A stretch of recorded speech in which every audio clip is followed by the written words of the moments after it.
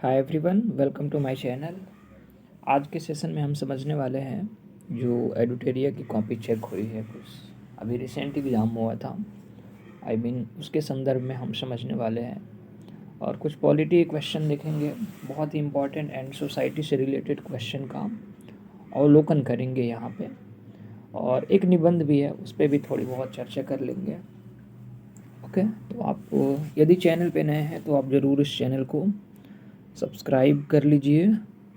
Okay, तो चलिए सबसे पहला क्वेश्चन जो कि क्षेत्रवाद के उदय का कारण पूछा गया था वो वहाँ से स्टार्ट करते हैं। जैसे बहुत ही फेमस एक बोगार्डस व्यक्ति है, उनके अनुसार क्षेत्रवाद में एक प्रकार की सांस्कृतिक समग्रता पाई जाती है।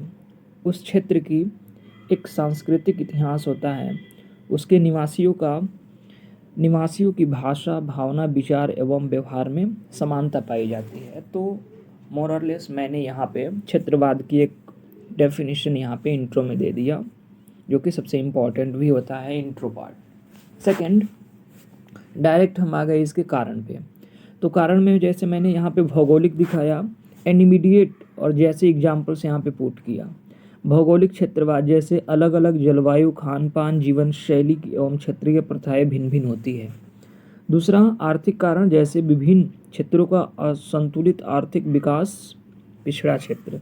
भाषाई कारण, इसके अलावा यहाँ पे भौगोलिक, सामाजिक, सांस्कृतिक भी लिखा जा सकता है, बट क्वेश्चन जो है 100 वर्ड्स में लिखना है, तो इसलिए ये थोड़ा सा मैंने 2-3 पॉइंट्स को ही डाला। बट मैं अगेन कहूँगा कि ये इस टॉपिक पे बहुत अच्छे से लिखा जा सकता है। अगर ये 38 मार्क्स का होता तो बहुत ही इम्पैक्टफुल इसका आंसर बन सकता था। ओके, तो भाषाई कारण में जैसे एकता और अखंडता को खतरा, आतंकवाद जैसी समस्या आदि इशूज़, तो आपको पता ही होगा। तो ये वाला सेक्शन में हमने कारण को दिखा दिया। अच्छा, दूसरा सेक्शन में क्या, इसके इम्पैक्ट को मैंने दिखाया। इम्पैक्ट भी इम्पॉर्टेंट है। ओके, इम्पैक्ट में दो चीज़ें, एक तो निगेटिव, एक पॉजिटिव। तो निगेटिव में क्या होगा, जैसे प्रजातंत्र को खतरा होगा, अलगाववादी की भावना होगी, पृथकता की मांग होगी, अधिक स्वायत्ता की मांग होगी।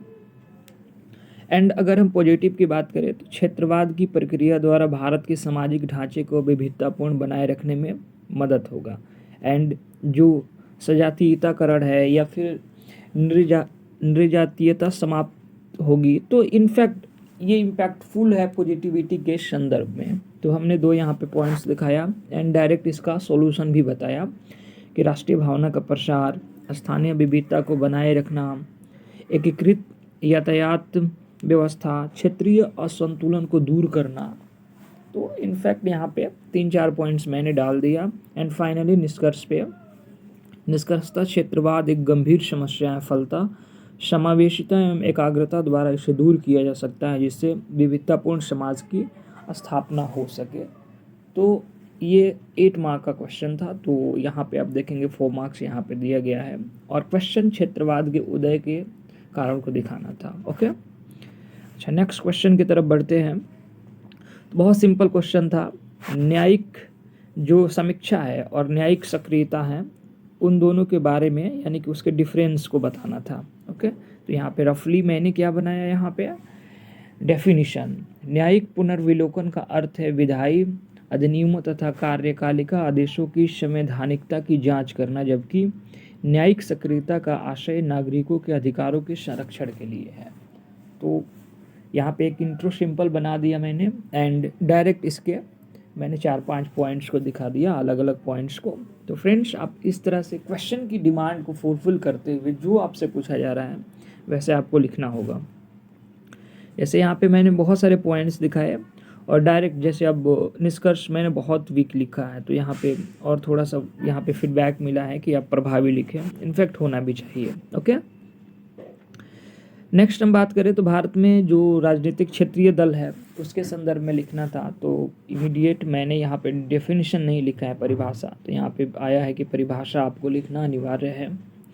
डायरेक्ट मैंने यहाँ पे जैसे भारत में जो क्षेत्रीय पार्टियाँ हैं या फिर किन विषय पे आधारित हैं उसको लेके और फिर उदय के कारण को।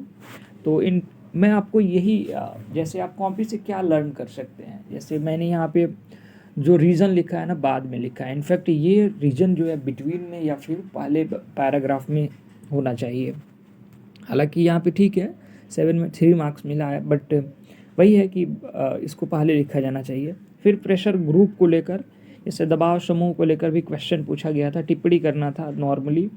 तो यहाँ पे एक डेफिनेशन मैंने बना दिया है। एंड इसके अलावा बात करेंगे तो ये फिर इसकी भूमिका क्या होती है, इसके एडवांटेज क्या होते हैं, ओके। एंड फिर इसकी चुनौती क्या है, एंड इसका लाभ देखेंगे, चुनौती देखेंगे, कार्यविधि देखेंगे। तो ये चीज़ें हालांकि 7-8 मार्क्स के हैं, तो इसमें हम क्या ही कितना लिख पाएंगे, इसलिए ज़्यादा से ज़्यादा डायग्राम पुट करना चाहिए। मार्क्स तो मिलेंगे ही मिलेंगे, ओके। आई होप आपको ये भी समझ में आया होगा। तो लिखने की जो शैली है ना, वो विथ डायग्राम आप शुरू करें और सटीक लिखने का आप प्रयास भी करें, ओके। नेक्स्ट आप देखेंगे यहाँ पे लोक अदालत को लेकर पूछा गया था। तो लोक अदालत 1987 का आपने एक्ट पढ़ा होगा। तो डायरेक्ट वहाँ से आप जैसे वो क्या करता है, स्पेशली एक माध्यम है कि अगर जैसे मान लीजिए कि वो सुलह करता है, तो सुलह करने का मंच प्रदान करता है। अब इम्पोर्टेंस को मैंने दिखा दिया यहाँ पे 4-5 पॉइंट्स में इम्पोर्टेंस को, एंड अगेन उसकी चुनौती को मैंने दिखा दिया, ओके। तो ठीक है, यहाँ पे मुझे 3.5 मार्क्स मिले हैं। एंड अगर मैं बात करूँ तो एक क्वेश्चन ये भी पूछा गया था कि जो भारतीय संविधान की जो मूल संरचना है, उसके विकास का क्रम और उसके इम्पोर्टेंस को पूछा गया था। You got my point. भारतीय संविधान की मूल संरचना का विकास क्रम एवं उसके महत्व को बताना था, उसकी सिग्निफिकेंस को। तो आप यहाँ देखेंगे, जैसे मैंने स्टार्ट किया यहाँ पे, भारतीय संविधान में मूल संरचना का अभिप्राय मूलभूत विशेषताओं से है जो अपरिवर्तनीय है, ओके। अब यहाँ पे मूल ढांचे का विकास क्रम, तो डायरेक्ट जैसे आप शंकरी प्रसाद से शुरू कीजिए। लक्ष्मीकांत में बहुत अच्छे से इसको डिटेल्स में समझाया गया है। तो लक्ष्मी प्रसाद का जो मामला था 1951 का, उसमें सर्वोच्च न्यायालय ने क्या निर्णय दिया, डायरेक्ट उसको लिखिए, ओके। जैसे सर्वोच्च न्यायालय द्वारा निर्णय दिया गया कि अनुच्छेद 13 में कानून शब्द में केवल सामान्य कानून शामिल है, न कि संविधान संशोधन। फलतः संसद संविधान संशोधन अधिनियम बनाकर किसी भी मौलिक अधिकार को समाप्त या कम कर सकती है। अगेन यहाँ गोलकनाथ 1967, सर्वोच्च न्यायालय ने कहा कि अनुच्छेद 13 में कानून शब्द में संविधान संशोधन भी शामिल है। फलतः संसद संविधान संशोधन अधिनियम के माध्यम से मौलिक अधिकार को समाप्त नहीं कर सकती है, ओके, समाप्त या कम नहीं कर सकती है। तो यही विकास का क्रम आपको आंसर राइटिंग में देना था, जो क्वेश्चन की डिमांड को फुलफिल कर रहा है। इसके अलावा आप देखेंगे तो यहाँ पे जस्ट वेट, यहाँ पे देखेंगे आप केशवानंद भारती का मामला। जैसे सर्वोच्च न्यायालय ने 24th संविधान संशोधन के निर्णय को बनाए रखा तथा संसद किसी भी मौलिक अधिकार को समाप्त या कम कर सकती है, ऐसा कुछ निर्णय था। मिनर्वा मिल्स मामला 1980 का, तो यहाँ पे सुप्रीम कोर्ट ने क्या कहा वो इम्पॉर्टेंट है, तो वो यहाँ पे मैंने उसको कोट किया। वामन राव मामला 1981, सर्वोच्च न्यायालय ने मूल संरचना का सिद्धांत का पालन किया, ओके।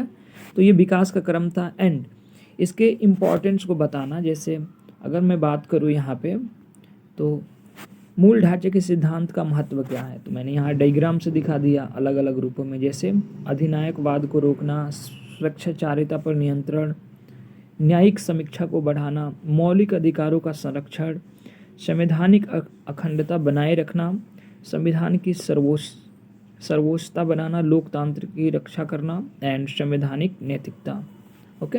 एंड अगेन वस्तुतः भारतीय संविधान में मूल ढांचे के सिद्धांत को बनाए रखना संविधान का समतामूलक विचार है। ऐसे में संविधान की मूल्य को क्रियान्वयन किया जाता है, परंतु इसके समक्ष प्रमुख चुनौती विद्यमान है। तो अगेन यहाँ पे जैसे मैंने चुनौती को भी यहाँ प्रेजेंट कर दिया कि थोड़ा सा इम्पैक्टफुल लगे। तो चुनौती क्या है, जैसे आप यहाँ देखेंगे तो अलग अलग रूपों में, जैसे मूल ढांचे की परिभाषा, संसद की संशोधन शक्ति, तो अलग अलग यहाँ पे आप और भी बहुत सारे चैलेंजेस को यहाँ पे दिखा सकते हैं। एंड जो वर्तमान में अगर कुछ इंसिडेंट हुआ उससे रिलेटेड, तो आपको ज़रूर इसको दिखाना चाहिए, राइट। तो फाइनली यहाँ पे आप देखेंगे तो जैसे यहाँ पे कुछ इम्पोर्टेंट, जैसे अभी उपराष्ट्रपति के द्वारा जो है वो मूल ढांचे की आलोचना की गई थी, उसको मैंने दिखा दिया। एंड फाइनली यहाँ पे तो ये लोग 70 मार्क्स यहाँ पे मुझे दिए हैं।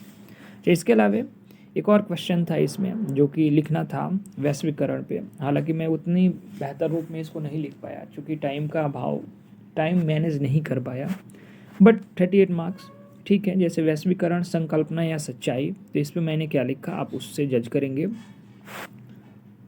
जैसे राष्ट्रों के बीच बढ़ते आर्थिक, सामाजिक, राजनीतिक व सांस्कृतिक संबंध जिसके अंतर्गत संपूर्ण विश्व एक दूसरे से जुड़ा हुआ महसूस करता है। जैसे उपरोक्त पंक्तियाँ वैश्वीकरण के संदर्भ में संकलित है, जिसमें राष्ट्रवाद की एकता विश्व पटल पर सामंजस्यपूर्ण है। उसके सामाजिक, राजनीतिक, सांस्कृतिक संबंध सभी राष्ट्रों को एक नेटवर्क में बांधता है। सभी राष्ट्र वैश्वीकरण के दौर में आपसी संतुलन बनाने में लगे हैं। आइए इसके समेकित बिंदुओं पर दृष्टिपटल करते हैं। अगेन जैसे यहाँ पे अलग अलग मैंने कर दिया। वैसे तो वैश्वीकरण का प्रभाव पूरे विश्व में दिख रहा है, लेकिन इससे विशेष रूप से भारत को प्रमाणित किया गया है, भारत को प्रभावित किया है। जैसे हमारा देश विश्व भर में अपनी प्राचीन संस्कृति, सभ्यता के लिए जाना जाता है। इस संदर्भ में राष्ट्रकवि मैथिली शरण गुप्त कहते हैं, हम क्या थे, क्या हो गए और क्या होंगे अभी। वस्तुतः प्राचीन सांस्कृतिक धरोहर वर्तमान समय में सबसे प्राचीनतम रूप लिए विश्व पटल पर विद्यमान है, जिसकी स्मृतियाँ सदैव जीवंत की भांति सभी हस्तियों के समक्ष गौरवान्वित हैं। जैसे इकबाल के शब्दों में, यूनान और मिस्र और रोमा मिट गए जहाँ से, अब तक मगर है बाकी नामो निशा हमारा। तो ऐसे इम्पैक्टफुल बनाया जा सकता है। और यहाँ पे देखेंगे तो शायद अब PDF को अपलोड करने में यहाँ पे स्कैनिंग अच्छे से नहीं हो पाई है, तो आप यहाँ देखेंगे यहाँ भी बहुत अच्छी चीज़ें मैंने यहाँ पे मेंशन किया हुआ है। अब PDF ही उनको नहीं दिख रहा है तो कैसे वो लोग चेक करेंगे। जैसे यहाँ पे वही लिखा है, कुछ बात है कि हस्ती मिटती नहीं हमारी। अब यहाँ पे देखेंगे, सदियों रहा है दुश्मन दौरे जमा हमारा। तो भारत के जो सांस्कृतिक कार्यक्रमों में भी आप देखेंगे वैश्वीकरण की जो भूमिका है वो विद्यमान है, राइट।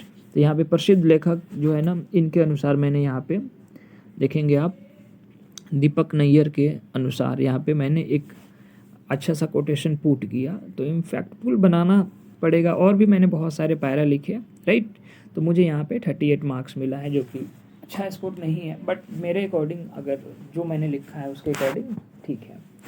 तो ये लिखने की जो शैली है ना, निरंतर आपको सीखना है।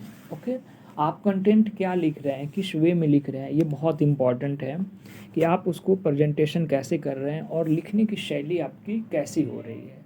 तो इनफैक्ट अगर हम बात करें तो आप भी अगर लिखने की अभी इनिशियल स्टेज पे हैं या फिर आप लिखने की शैली डेवलप कर रहे हैं, तो ज़रूर इन सब बातों का ये ध्यान रखें और ज़्यादा से ज़्यादा आप रिवीजन करें। मस्ट इम्पॉर्टेंट है, बिकॉज लिखते समय एक समस्या तो आती है, कंटेंट याद नहीं आते हैं। तो कंटेंट याद करने के लिए आपको ज़रूर इनफैक्ट अगर मैं बात करूँ तो आपको सिनॉप्सिस बना लेना चाहिए मेंस का, ताकि आप जल्दी से उसको रिवीजन करें और एंड डेफिनेटली उसको आप इमीडिएट लिखने का प्रयास भी करें। ओके, तो फ्रेंड्स आप इस चैनल पे नए हैं तो ज़रूर आप इस चैनल को सब्सक्राइब कर लीजिए। Okay, thank you.